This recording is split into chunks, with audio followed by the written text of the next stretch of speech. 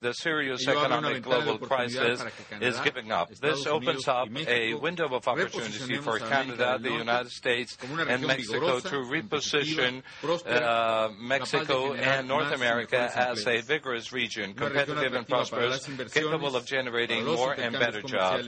A region that will be attractive for investments, trade exchange, and tourism with great perspectives facing the future. Together, we should increase our exporting capacity in a context of growing competitiveness among different regions of the world. We talked about the different obstacles that are there for complying with transportation obligations that have been established at NAFTA, a situation that impacts jobs, companies, and consumers in Mexico and in the United States. And we shall work in order to achieve a quick solution with a constructive, creative solution in the long term, in this and many other areas. As the President has stated, we gave special attention to the border matters. The border is not only a place of encounter for both our nations, but it's also an area of opportunity for our aspirations that we share regarding development. For this, we will allocate more resources for the border infrastructure in order that it will be at the height of the needs of our economies and communities, and that it will benefit both sides of the border. We will strengthen the coordination among the government officials on both sides of the border to reinforce security. We want to make this quite clear. We, both countries, want to have a safe border for our people. We agreed upon the urgency of reinforcing the actions to stop the flow of drugs, weapons, and cash. And for this, we will work with full obedience to the legislations and jurisdictions of each country in a co-responsible way. In reference to the migratory issue, I acknowledge the sensitivity and the commitment of President Obama to look for a comprehensive solution that will be respectful of the rights of the individuals and will be adjusting itself in a realistic way to the needs of both our economies. We talked openly about this and other issues. We identified that the economies of our countries are clearly complementing each other. And when we integrating them, they are a powerful tool to bring productivity and competitiveness up within the whole region. Greater competitiveness in North America means more jobs and better living conditions for the people of the United States and for the people of Mexico. In Mexico, we are and will continue being respectful of the internal policies of the United States and its legitimate right to establish, in accordance to its constitution, whatever laws it approves. But we will retain our firm rejection to criminalize migration so that people that work and provide thanks to this nation will be treated as criminals. And we oppose firmly the SB 1070 Arizona law, given in fair principles that are partial and discriminatory. This and other issues were covered during this meeting, which I would dare to say that it's historic given the level of understanding and trust that we have reached. For the meantime, I would just like to highlight this open and honest and constructive dialogue that we keep and hold with the government of President Obama and these two countries, that allows me to see the strength and leadership of the President of the United States.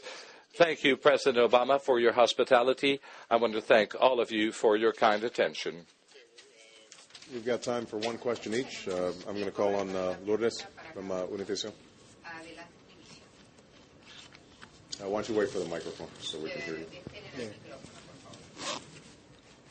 Thank you, Mr. President. President Calderon called again the Arizona law discriminatory.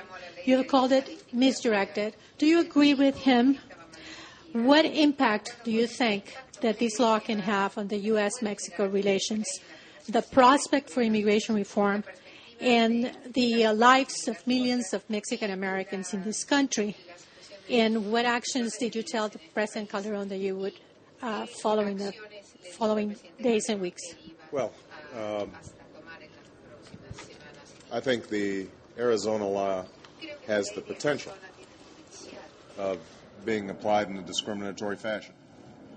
Now, after it was initially passed, the Arizona legislature amended it and said that this should not be carried out in a discriminatory way, but I think a fair reading of the language of the statute indicates that it gives the possibility of individuals who are deemed suspicious of being illegal immigrants from being harassed or arrested, and the judgments that are going to be made in applying this law are troublesome. Now, what I've directed my Justice Department to do is to look very carefully at the language of this law to see whether it comports both with our core values and existing legal standards, as well as the fact that the federal government is ultimately the one charged with immigration policy.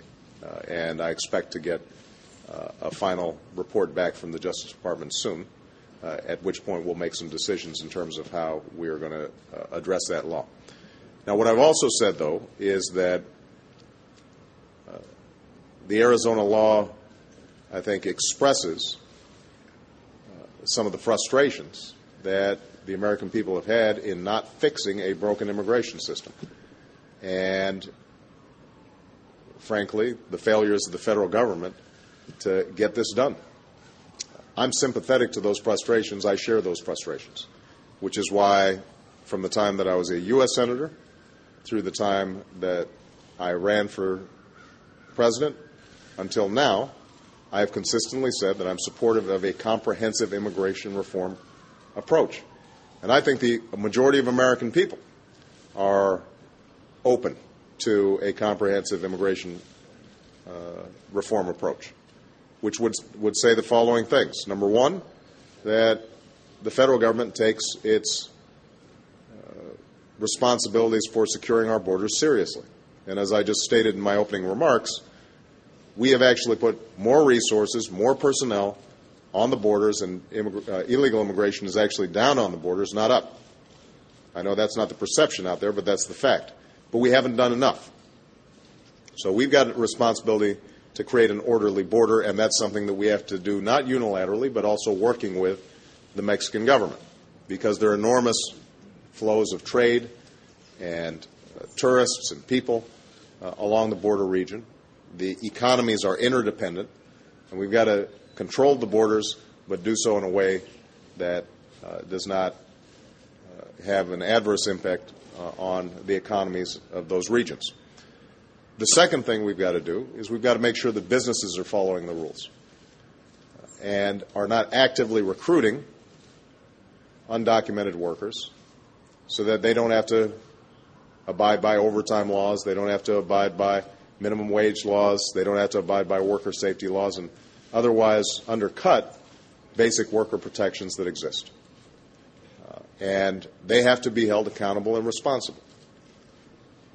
The third thing we have to do is to make sure that those who have come to this country illegally are held accountable.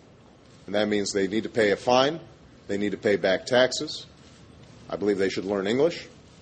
I believe that it is important for them to get to the back of the line and not in the front, but that we create a pathway so that they have an opportunity, if they are following the rules, following the law, to become legal residents and ultimately citizens of this country.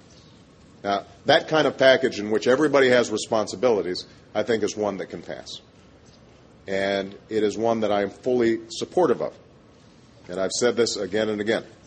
And I think if we get that done, then you will be less likely to see the kinds of measures that we saw in Arizona. Here's the challenge that we have politically. The political challenge is that I have confidence that I can get the majority of Democrats, both in the House and the Senate, to support a piece of legislation of the sort that I just described. But I don't have 60 votes in the Senate. I've got to have some support from Republicans. When we made an effort of this sort a few years ago, it was under the leadership of John McCain and Ted Kennedy, and because there was a bipartisan effort, we were actually able to generate a majority of votes in the Senate. And we just missed being able to get it done in the House. If we can recreate that atmosphere, I don't expect to get every Republican vote, but I need some help in order to get it done. And there have been people who expressed an interest, but if they're willing to come forward and get a working group and get this moving, I'm actually confident that we can get it done. And the American people, including the people of Arizona, are going to prefer that the federal government takes responsibility and does what it's supposed to do. And it's my job to work with members of Congress to see that happen. And it's also my job to work with